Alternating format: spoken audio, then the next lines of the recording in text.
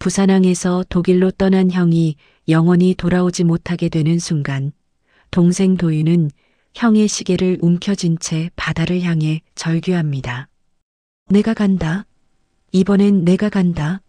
어머니는 형의 이름을 부르다 숨을 거두고 수십 년 후 도착한 형의 편지 한 통이 모든 기다림을 끝냅니다. 이것은 1960년대 파독 광부로 떠난 형과 부산항에서 평생을 기다린 동생의 실화 같은 이야기입니다. 형제의 손이 영원히 놓인 그날, 그리고 그 이별이 어떻게 시작되었는지 지금부터 들려드리겠습니다. 도윤이 형의 손을 처음 놓쳤던 기억은 바다 때문이 아니었습니다. 그보다 훨씬 오래전, 아직 두 형제가 같은 골목을 맨발로 뛰어다니던 시절의 일이었지요. 여름이면 집 뒤 비탈길 아래로 내려가면 작은 포구가 있었습니다. 물이 얕아 보여도 깊은 곳은 어른 키를 훌쩍 넘었고 아이들이 몰래 헤엄치다 어른들에게 혼나던 곳이었어요. 그날도 도윤은 미끄러운 돌 위에서 균형을 잃었습니다. 물속으로 빠지는 순간 차가운 바닷물이 코 속으로 들어왔지요. 파도가 아닌 겁에 먼저 울음을 터뜨렸습니다. 숨이 막혀 소리조차 나오지 않았을 때 누군가 도윤의 팔을 거칠게 잡아당겼어요. 야, 울지 마. 형 있잖아. 도식이었습니다. 10살도 채 안 된 형은 자기 몸보다 더 큰 동생을 끌어안고 물 밖으로 나왔지요. 형의 무릎은 까져 피가 나고 있었고 손바닥에서도 붉은 피가 배어 나왔지만 도식은 동생부터 살폈습니다. 젖은 머리카락을 쓸어 올리며 괜찮냐고 몇 번이나 물었어요. 그날 이후로 도윤에게 형이라는 단어는 곧 안전이었습니다. 세월은 두 형제를 빠르게 키웠습니다. 도식은 점점 말수가 줄었고 도윤은 형의 그림자처럼 따라다녔지요. 아버지가 폐병으로 쓰러진 뒤 집안의 공기는 무겁게 가라앉았습니다. 쌀독은 비어갔고 어머니의 한숨은 밤마다 깊어졌어요.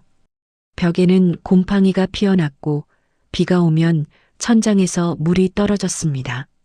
도윤이 16에 방직 공장 일을 시작했을 무렵 도식은 이미 여러 부두를 전전하며 막노동을 하고 있었습니다. 새벽 4시에 일어나 밤 10시가 넘어 돌아오는 형의 등은 점점 굽어갔지요. 그러던 어느 날 저녁 동네 이장이 집으로 찾아왔습니다. 낡은 서류 가방을 들고 온 그는 조심스럽게 말을 꺼냈어요. 독일 탄광에서 일할 사람을 모집한다더군. 위험하지만 몇 년만 버티면 집 한 채 값은 번다고 하네. 그날 밤 저녁상 앞에서 도식은 조용히 말했습니다. 내가 갈게요. 도윤은 들고 있던 젓가락을 떨어뜨렸습니다. 어머니는 단번에 고개를 저었지요. 안 된다. 그게 사람이 할 일이냐.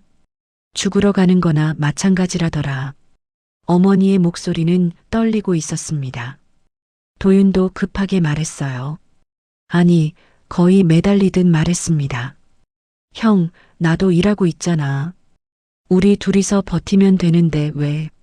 도식은 천천히 고개를 들었습니다. 눈빛은 흔들리지 않았어요. 마치 이미 오래전부터 결심한 것처럼 단단했지요. 버티는 걸로는 안 돼. 빠져나가야지. 그는 도윤을 똑바로 바라봤습니다. 어린 시절 물에 빠진 동생을 끌어올리던 그 눈빛 그대로였어요. 너는 여기 남아. 공부든 일이든 뭐라도 해. 형이 길 먼저 닦아놓을게. 어머니의 울음에도 도윤의 분노에도 도식은 한 발짝도 물러서지 않았습니다. 방으로 들어간 형의 등은 이미 먼 곳을 보고 있는 것 같았지요. 그날 밤 도윤은 처음으로 알았습니다. 형이란 먼저 위험한 쪽으로 가는 사람이라는 걸요. 다음 날부터 도식은 서류를 준비하기 시작했습니다. 신체 검사를 받고 기초 독일어를 배우러 다녔어요. 집에 돌아와서는 아무 말 없이 낡은 가방을 정리했습니다. 옷 몇 벌, 사진 한 장, 그리고 아버지가 남긴 시계를 넣었지요. 부산항에는 아직 봄이 오지 않았습니다. 바닷바람은 차갑게 불었고 갈매기들은 낮게 울며 날았어요. 하지만 그날 이후로 두 형제 앞에는 되돌릴 수 없는 길이 열리고 있었습니다. 형은 떠날 준비를 하고 동생은 남을 준비를 해야 했지요. 그것이 그들에게 주어진 운명이었습니다. 도식이 독일로 간다는 소문은 생각보다 빨리 퍼졌습니다. 동네 사람들은 수군거렸고 어떤 이들은 부러워했으며 어떤 이들은 혀를 찼지요.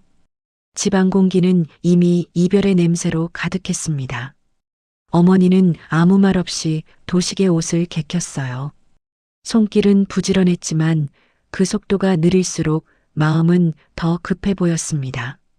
가서 꼭 살아만 돌아와라. 그 말 한마디에 담긴 수많은 말들을 도식은 알면서도 고개만 끄덕였습니다. 어머니는 아들의 얼굴을 손으로 쓸어내렸어요. 거친 손끝이 떨리고 있었지요. 도윤은 그 모습을 견딜 수가 없었습니다. 형이 너무 담담했기 때문이에요. 마치 이미 떠나버린 사람처럼 마음이 먼저 바다를 건넌 사람처럼 보였지요. 도윤은 방직 공장에서 일을 마치고 돌아와도 형과 말을 섞지 않았습니다. 아니, 섞을 수가 없었어요. 입을 열면 울음이 터질 것 같았기 때문입니다. 출발 사흘 전 밤이었습니다. 도윤은 술을 마셨어요. 항구 근처 허름한 선술집에서 평소보다 훨씬 많은 막걸리를 들이켰습니다. 몸이 흔들릴 만큼 취한 채로 집에 돌아왔지요. 형은 마당에서 낡은 구두를 닦고 있었습니다. 독일 가서 신을 구두였어요. 형은 항상 그래. 다 정해놓고 말해. 도윤의 목소리는 컸고 말은 날카로웠습니다. 형이 고개를 들어 동생을 바라봤어요. 표정이 없는 얼굴이었지요. 위험한 거 알면서 왜 꼭 형이 가야 해? 형 아니면 안 돼? 도식은 말없이 도윤을 바라봤습니다. 도윤은 더 밀어붙였어요. 일부러 상처 주듯 말했습니다. 형이 없으면 집이 망해. 나 없어도 형 혼자면 되잖아. 형은 나 없어도 괜찮잖아. 그 순간 도식의 손이 움직였습니다. 도윤의 뺨을 때리지는 않았어요. 대신 술에 취해 휘청거리는 동생을 꽉 끌어안았습니다. 너무 세게 안아서 도윤의 숨이 막힐 정도였지요. 미안하다. 도식의 목소리는 낮았지만 떨리고 있었습니다. 형이 먼저 가야 돼서 내가 안 가도 되게 하려고. 도윤은 그제야 울음을 터뜨렸습니다. 어릴 적 포구에서처럼 아무 말도 못한 채 형의 품에서 울었어요. 형은 등을 두드리지도 않았습니다. 그냥 버텨주고 있었지요. 동생이 울음을 그칠 때까지 형은 한 발짝도 움직이지 않았습니다. 다음 날 새벽 도식은 도윤을 조용히 깨웠어요. 아직 해도 뜨지 않은 시간이었습니다. 두 형제는 말없이 항구로 나갔지요. 겨울 바다는 검고 차가웠습니다. 파도 소리만이 어둠 속에서 들려왔어요. 기억나냐? 내가 물에 빠졌던 날. 도윤은 고개를 끄덕였습니다. 형은 바다를 보며 말을 이었어요. 그때도 무서웠어. 근데 내 손 놓는 게 더 무서웠다. 그 말은 부탁도 유언도 아니었습니다. 형이 동생에게 남긴 사실 하나였지요. 도식은 주머니에서 뭔가를 꺼냈어요. 아버지의 시계였습니다. 이거 가져. 형 생각나면 봐. 도윤은 고개를 저었습니다. 형의 것을 빼앗는 것 같았어요. 하지만 도식은 동생의 손을 펴고 시계를 올려놓았습니다. 시간이 얼마나 갔는지 말고 형이 아직 가고 있다는 거. 그거 생각해. 부산항의 바람이 두 사람 사이를 스쳐 지나갔습니다. 떠나는 사람과 남는 사람 사이에는 말로 다하지 못한 마음만 남아 있었지요. 출발 전날 밤 집에는 친척들이 모였습니다. 작은 송별회였어요. 하지만 웃음소리는 없었고 어색한 침묵만 가득했지요. 도식의 여자친구 영희도 왔습니다. 20살이 채 안 된 그녀는 도식 옆에 앉아 손수건을 꼭 쥐고 있었어요. 몇 년이면 돌아오는 거지? 영희의 목소리는 간신히 들릴 정도였습니다. 도식은 대답하지 못했어요. 몇 년이 될지, 정말 돌아올 수 있을지 아무도 몰랐기 때문입니다. 영희는 눈물을 참으려 입술을 깨물었지만 결국 자리에서 일어나 밖으로 나갔어요. 도식은 따라가지 않았습니다. 따라가면 발걸음을 돌릴 것 같았기 때문이지요. 그날 밤 도윤은 형의 방 앞에 서 있었습니다. 문틈으로 불빛이 새어나왔어요. 형은 짐을 정리하고 있었지요. 가방은 작았고 들어갈 것도 별로 없었습니다. 도윤은 문을 두드리려다 손을 내렸어요. 무슨 말을 해야 할지 몰랐기 때문입니다. 들어와. 형이 문 너머로 말했습니다. 도윤이 들어가자 도식은 침대에 앉아 있었어요. 방 안은 정리되어 텅 비어 보였습니다. 벽에 걸린 가족 사진만이 그대로였지요. 형, 정말 가야 해? 도윤의 목소리는 작았습니다. 도식은 동생을 보며 희미하게 웃었어요. 우리 아버지도 일본으로 돈 벌러 갔었대. 그때 할아버지가 못 가게 했으면 우리 태어나지도 못했겠지. 그건 대답이 아니었습니다. 하지만 도윤은 더 묻지 않았어요. 형의 결심이 얼마나 단단한지 알았기 때문입니다. 돈 벌면 뭐 할 거야? 도윤이 물었습니다. 도식은 잠시 생각하다 말했어요.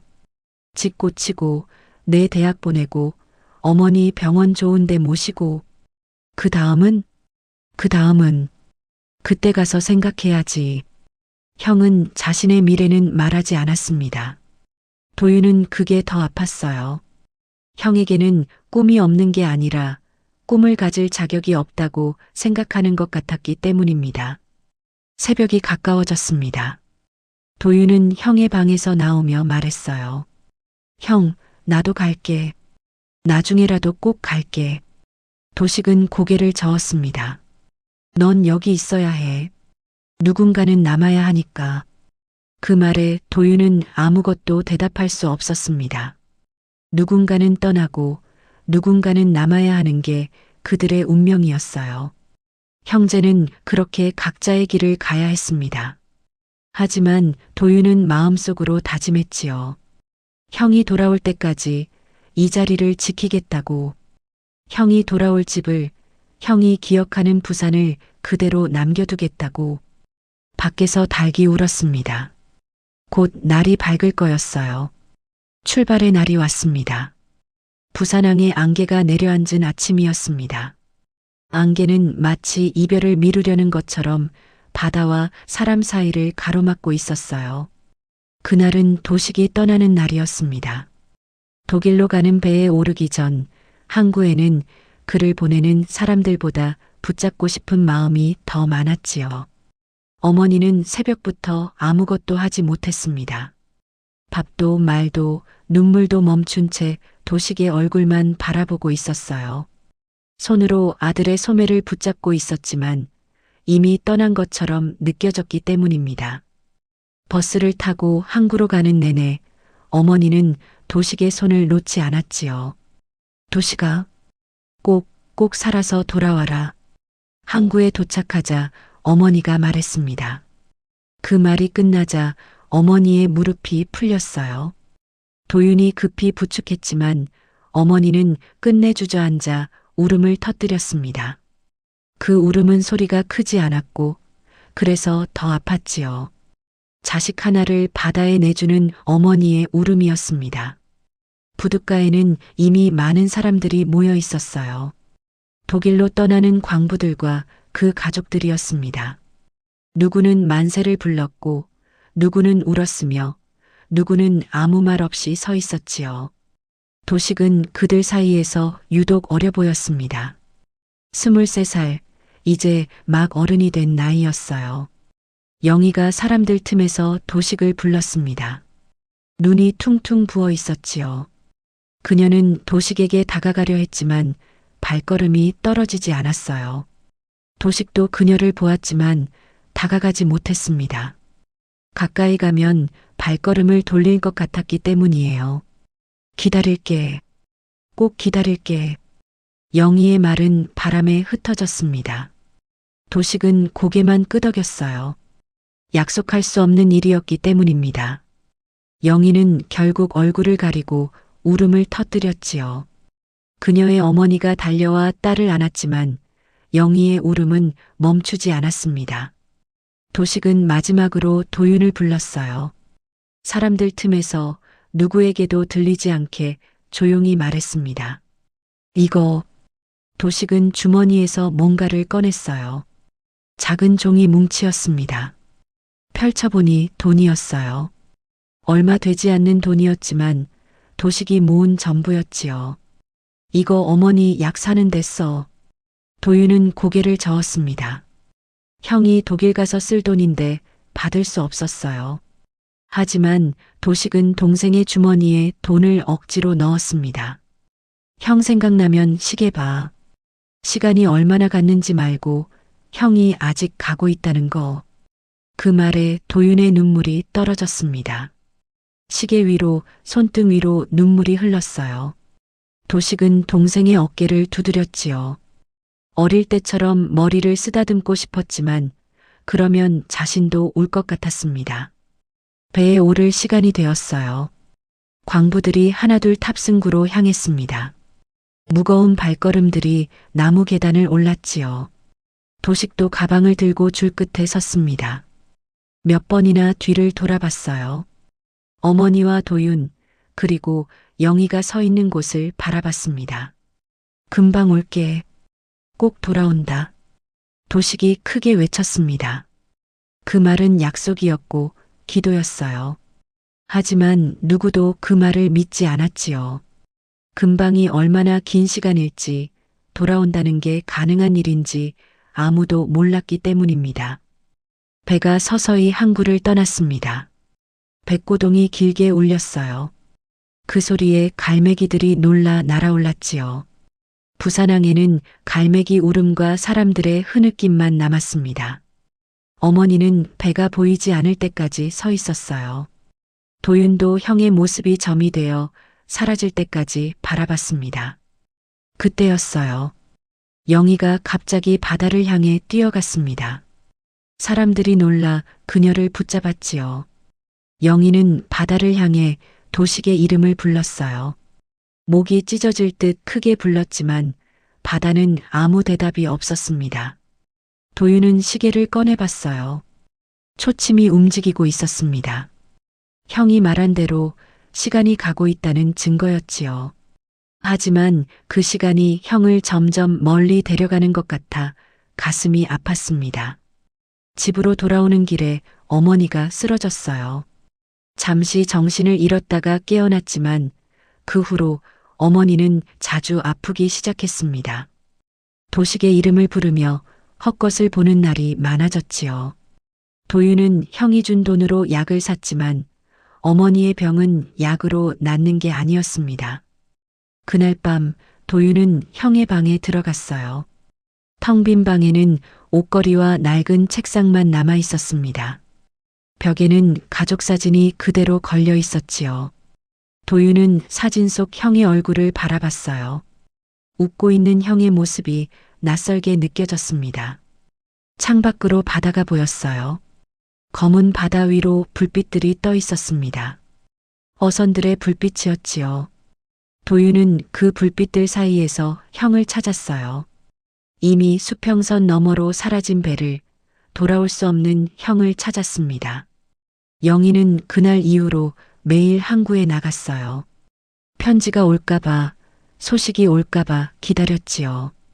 도윤도 일을 마치면 항구로 갔습니다. 두 사람은 말을 섞지 않았지만 같은 마음으로 바다를 바라봤어요. 기다림이라는 같은 병을 앓고 있었기 때문입니다. 한 달이 지났습니다. 도식에게서 첫 편지가 왔어요. 배 안에서 쓴 편지였지요. 글씨가 삐뚤빼뚤했습니다. 배가 흔들려서 그런 거라고 형은 썼어요. 하지만 도윤은 알았습니다. 형이 울면서 쓴 거라는 걸요. 도윤아, 어머니 잘 모시고 있지? 영희한테도 전해줘. 잘 지내라고. 기다리지 말라고. 그 말이 가장 잔인했습니다.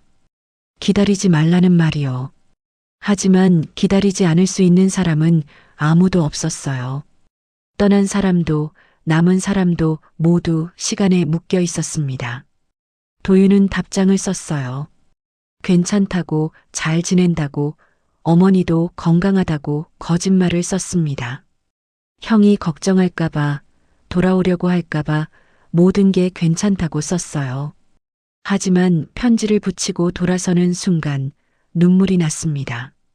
부산항의 갈매기들은 여전히 울었어요. 마치 떠난 사람들의 이름을 부르는 것처럼, 돌아오지 않는 사람들을 찾는 것처럼 울었습니다. 도윤은 시계를 다시 봤어요. 초침은 여전히 움직이고 있었지만 시간은 멈춘 것 같았습니다. 형이 떠난 그 순간에 멈춘 것 같았어요. 도윤의 하루는 늘 부산항에서 시작되었습니다. 연락선이 들어오는 시간, 외항선이 닻을 내리는 방향, 백고동이 울리는 간격까지 그는 모두 외우고 있었습니다. 누군가는 그걸 집착이라 불렀지만 도윤에게는 살아있다는 증거였습니다. 형이 돌아올지도 모른다는 가능성 하나로 하루를 견디는 일이었기 때문입니다. 형이 떠난 지 3년이 지났습니다. 편지는 점점 뜸해졌습니다. 처음엔 한 달에 한 통, 그 다음엔 석 달에 한 통, 이제는 반년이 넘도록 소식이 없었습니다. 영희는 다른 사람과 결혼했습니다. 도윤은 그녀를 원망하지 않았습니다. 기다림에도 한계가 있다는 걸 알았기 때문입니다. 집에 돌아오면 더 괴로웠습니다. 문을 여는 순간 그는 종종 형의 목소리를 들었습니다. 도윤아, 나왔다. 너무 또렷해서 가끔은 신발을 벗다 말고 고개를 들었습니다. 하지만 방 안에는 아무도 없었습니다. 바람에 흔들린 문짝 소리였고 자신의 숨소리였고 기다림이 만든 환각이었습니다. 그럴 때마다 도윤은 벽에 기대앉아 한참을 움직이지 못했습니다. 어머니는 점점 말라갔습니다. 형의 이름을 부르는 횟수만 늘어갔습니다. 도식이는 언제 온다더냐? 도윤은 대답 대신 고개를 끄덕였습니다. 거짓말이라는 걸 알면서도 다른 말을 할 수 없었습니다. 어머니는 형이 없는 세상을 끝내 받아들이지 못했습니다. 형의 방은 그대로였고 형의 그릇도 그대로였습니다. 마치 문만 열면 들어올 것처럼 매일 청소를 했습니다. 어느 겨울이었습니다. 바람이 특히 차갑게 불던 날이었습니다. 어머니는 결국 자리에 누웠습니다. 병원에서도 집에서도 그녀의 입에서는 형의 이름만 흘러나왔습니다. 도시가 추울 텐데 밥은 먹고 다니냐?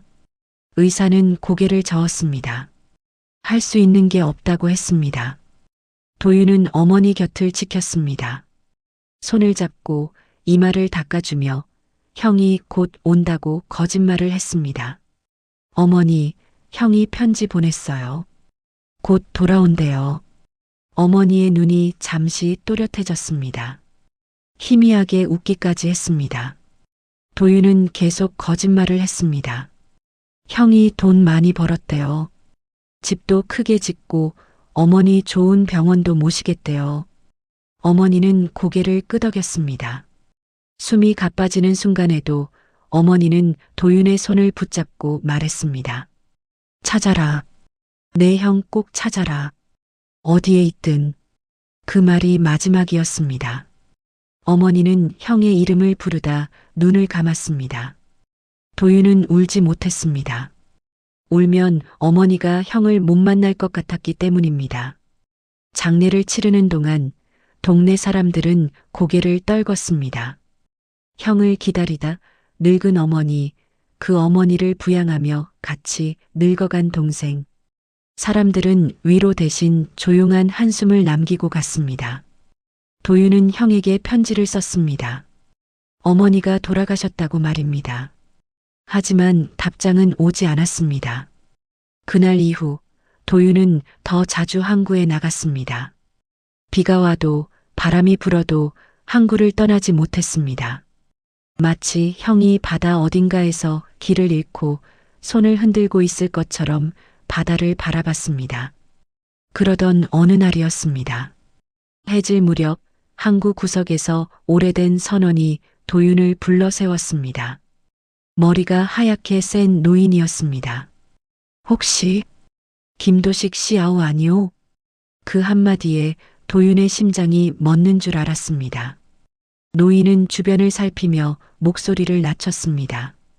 독일에서 같이 일했던 사람인데 김도식 씨 소식을 알고 있어. 도윤은 노인의 팔을 붙잡았습니다. 손이 떨렸습니다. 형이 어디 있습니까? 살아 있습니까? 노인은 한참 망설이다 입을 열었습니다. 탄광 사고가 있었소. 큰 사고였지. 많은 사람이. 도윤의 다리에 힘이 풀렸습니다. 노인이 부축했지만 도윤은 주저앉고 말았습니다. 형이 죽었단 말입니까? 아니요. 살아는 있었소. 하지만 노인은 말을 이었습니다. 형은 살아 있었지만 크게 다쳤다고 합니다. 폐를 다쳐서 제대로 일을 할 수 없었고 병원비도 감당할 수 없었다고 했습니다. 한국으로 돌아오려 했지만 돈도 없고 몸도 성하지 않아 결국 독일 어딘가에 남았다고 했습니다. 마지막으로 본 게 2년 전이요. 함부르크 근처 작은 마을이었는데 도윤은 노인의 말을 끝까지 들을 수 없었습니다. 형이 살아있다는 것과 돌아올 수 없다는 것, 그 두 가지 사실이 가슴을 찢어 놓았습니다. 왜 연락을 안 했을까요? 편지라도. 자존심이겠지. 성공해서 돌아간다고 했는데 병들고 가난한 몸으로 어떻게. 노인은 담배를 꺼내 물었습니다. 연기가 바닷바람에 흩어졌습니다. 김도식 씨가 항상 말했소. 동생한테는 절대 알리지 말라고. 어머니한테도 알리지 말라고. 도윤은 주먹을 쥐었습니다. 형의 자존심이, 형의 희생이 너무 원망스러웠습니다. 형이 바보예요. 왜 혼자 다 짊어지고. 그날 밤 도윤은 처음으로 울었습니다. 바다 앞에서 아무도 없는 부산항에서 형의 이름을 부르며 울었습니다. 형? 김도식? 어디 있어? 대답해. 울음은 갈매기 소리와 섞여 흩어졌습니다. 바다는 아무 대답이 없었습니다. 도윤은 이해했습니다. 형이 돌아오지 않은 게 아니라 돌아올 수 없었다는 걸 말입니다. 병들고 가난한 몸으로, 실패한 몸으로 동생과 어머니 앞에 설 수 없었던 형의 마음을 말입니다. 도윤은 바다를 향해 소리쳤습니다. 내가 간다. 이번엔 내가 간다. 형 데리러 간다. 하지만 그는 갈 수 없었습니다. 돈도 없었고 형이 어디 있는지도 정확히 몰랐습니다. 무엇보다 형이 그걸 원하지 않을 거라는 걸 알았습니다. 끝까지 혼자 짊어지려는 형의 마음을 너무 잘 알았습니다. 부산항의 물결은 여전히 말이 없었지만 그날 밤만큼은 모든 것을 알고 있는 것처럼 보였습니다. 떠난 사람들의 이야기, 돌아오지 못한 사람들의 사연, 기다리다 지친 사람들의 눈물을 모두 품고 있는 것처럼 말입니다. 도윤은 시계를 꺼내봤습니다. 형이 주고 간 아버지의 시계였습니다. 초침은 여전히 움직이고 있었습니다. 형도 어딘가에서 이렇게 시간을 보내고 있겠지요. 돌아올 수 없어도 만날 수 없어도 형제는 같은 시간을 살고 있었습니다. 형, 나 여기 있어. 형 기다리고 있어. 도윤의 말은 바람에 실려 바다로 흩어졌습니다. 언젠가 그 말이 형에게 닿기를, 형이 혼자가 아니라는 걸 알기를 바라면서 말입니다. 세월은 또 흘렀습니다. 도윤은 어느새 중년이 되었고 여전히 부산항 근처에 살고 있었습니다. 항구를 떠날 수도 있었지만 떠나지 않았습니다. 떠난다는 건 형을 두고 가는 일처럼 느껴졌기 때문입니다. 형은 오지 않았지만 도윤은 그 자리를 비워두지 않았습니다. 부산항은 많이 변했습니다. 건물은 높아졌고 배는 커졌으며 사람들의 옷차림도 달라졌습니다. 하지만 도윤의 하루는 크게 다르지 않았습니다. 아침이면 항구를 한 바퀴 돌고 바다를 바라보다가 형이 떠났던 방향을 습관처럼 눈으로 더듬었습니다. 어느 봄날이었습니다.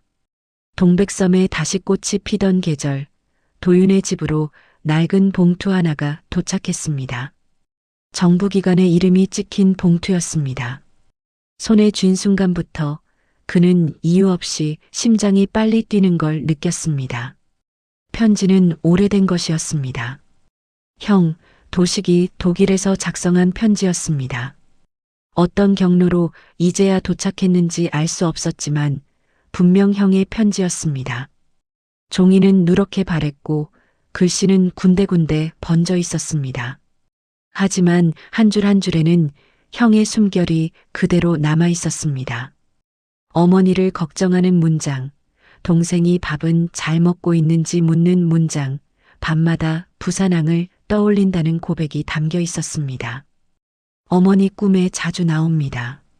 도윤이는 더 자랐겠지요. 부산 바다는 아직 그대로입니까? 나는 여기서 잘 지내고 있으니 걱정하지 마세요. 곧 돌아갈 수 있을 것 같습니다. 기다려주세요. 도윤은 편지를 끝까지 다 읽고도 한참 동안 움직이지 못했습니다. 눈물은 나오지 않았습니다. 대신 가슴 깊은 곳에서 오래 묵은 무언가가 조용히 가라앉는 느낌이 들었습니다. 형이 쓴 날짜를 보니 어머니가 돌아가시기 전이었습니다. 형은 어머니가 떠난 것도 자신이 형을 얼마나 찾았는지도 모른 채 이 편지를 썼겠지요. 그는 창문을 열고 바다를 바라봤습니다. 봄바람이 불어왔습니다. 따뜻한 바람이었습니다. 그리고 형의 이름을 아주 낮게 불렀습니다. 형? 그 한마디에 모든 게 담겨 있었습니다. 그리움도 원망도 용서도 이해도 모두 그 한마디 안에 있었습니다. 잠시 후 도윤은 처음으로 이런 말을 했습니다. 돌아왔다고 생각할게, 형. 그 말은 체념이 아니었습니다. 포기도 아니었습니다. 기다림을 끝내는 방식이었습니다. 형이 몸으로는 돌아오지 못했지만 편지로, 기억으로, 사랑으로 돌아왔다고 믿기로 한 것입니다. 도윤은 형의 편지를 가슴에 품고 다시 항구로 나갔습니다.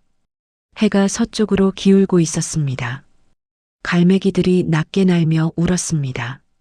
그 울음소리가 오늘은 다르게 들렸습니다.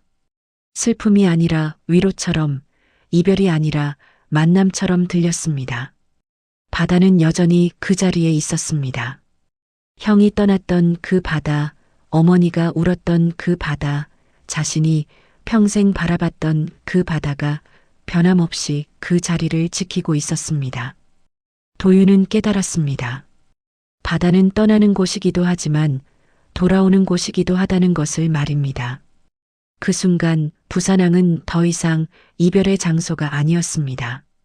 누군가를 떠나보내기만 하는 곳이 아니라 기다림이 끝난 자리, 그리움이 머무는 집이 되었습니다. 형은 돌아오지 못했지만 도윤의 마음속에서 형은 이미 돌아와 있었습니다. 도윤은 시계를 다시 봤습니다. 오래된 시계는 여전히 시간을 가리키고 있었습니다. 초침이 돌고 분침이 돌고 시침이 도는 동안 삶은 계속되고 있었습니다. 형이 없어도 어머니가 없어도 시간은 멈추지 않았습니다. 그것이 삶이었고 그것이 형이 원했던 것이겠지요. 바닷바람이 불어왔습니다. 도윤의 머리카락을 스치고 옷깃을 흔들며 지나갔습니다. 그 바람 속에 형의 목소리가 들리는 것 같았습니다. 도윤아, 잘 지냈니? 형이야. 환청이든 아니든 상관없었습니다. 도윤에게는 그것으로 충분했습니다. 해가 수평선 너머로 완전히 사라졌습니다. 도윤은 천천히 발걸음을 돌렸습니다. 집으로 가는 길이었습니다. 형의 방은 그대로 두기로 했습니다. 언제든 돌아올 수 있도록, 아니, 이미 돌아와 있는 형을 위해 그대로 두기로 했습니다. 갈매기는 여전히 울었습니다. 하지만 그 울음은 슬픔만은 아니었습니다. 마치 오랜 항해 끝에 이제는 쉬어도 된다고 말해주는 소리처럼 들렸습니다. 도윤은 처음으로 편안한 숨을 내쉬었습니다. 형을 용서하고 자신을 용서하고 운명을 받아들인 사람의 숨이었습니다. 부산항은 언제나 그 자리에 있을 것입니다. 누군가는 떠나고 누군가는 돌아오고 누군가는 기다리는 곳. 그것이 항구의 운명이고 그곳에서 살아가는 사람들의 이야기입니다. 도윤의 이야기도 도식의 이야기도 그 많은 이야기 중 하나일 뿐입니다. 하지만 그 하나하나가 모여 부산항의 역사가 되고 우리의 역사가 됩니다. 이제 도윤은 압니다. 기다림이 끝나는 순간은 누군가 돌아올 때가 아니라 돌아오지 않아도 괜찮다고 마음먹는 순간이라는 것을 말입니다. 그리고 그 순간 비로소 진짜 만남이 시작된다는 것을 말입니다. 형은 독일 땅 어딘가에 묻혔을지도 모릅니다. 하지만 도윤의 가슴 속에서, 부산항의 파도 소리 속에서, 갈매기의 울음 속에서 형은 영원히 살아있을 것입니다. 여러분도 누군가를 기다리고 계신가요? 돌아오지 않는 사람을 기다리며 아파하고 계신가요? 때로는 놓아주는 것이 더 큰 사랑일 수 있습니다. 기다림을 끝내는 것이 새로운 시작일 수 있습니다. 우리 모두에게는 각자의 부산항이 있고 각자의 이별이 있으며 각자의 기다림이 있습니다. 그 모든 것이 우리를 더 강하게, 더 깊게 만들어줍니다. 이 이야기가 여러분의 마음에 작은 위로가 되었기를 바랍니다. 마음 한뜰 채널을 구독하고 좋아요를 눌러주세요. 여러분의 응원이 더 많은 이야기를 전할 수 있는 힘이 됩니다. 감사합니다.